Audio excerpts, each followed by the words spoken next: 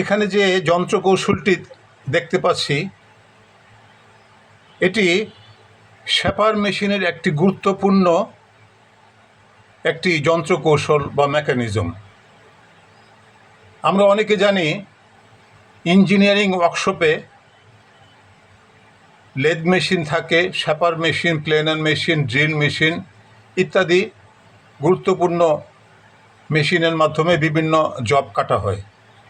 এর মধ্যে একটি মেশিনের নাম হচ্ছে শ্যাপার মেশিন।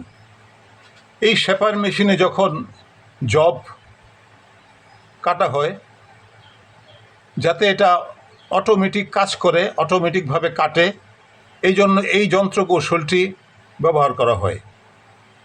এখানে যে চাকাটি দেখা যাচ্ছে এটাকে বলা হয় ক্রসফিট হুইল বা রাচেট হুইল।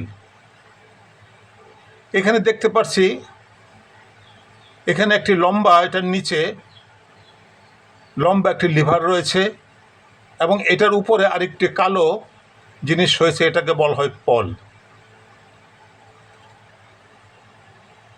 এটা এই লিভারটি যখন এই ডানে বায়ে ঘুরবে তখন এই পলটির মাধ্যমে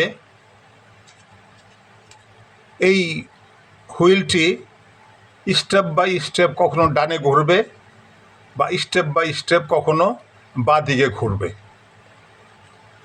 এখানে যে পলটি দেখা যাচ্ছে এই পলটির মধ্যে একটি স্প্রিং লাগানো থাকে।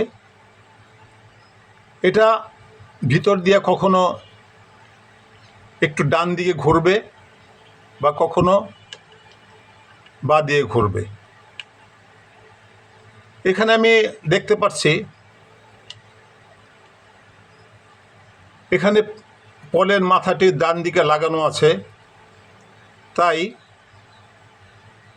উপরের হুইলটি স্টেপ বাই স্টেপ ডান দিকে ঘুরছে।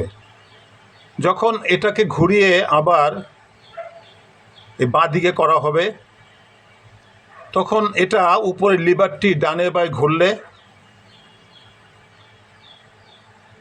এই হুইলটিও বাঁ দিকে ঘুরবে। এভাবে এই যন্ত্রকৌশলটি কাজ করে।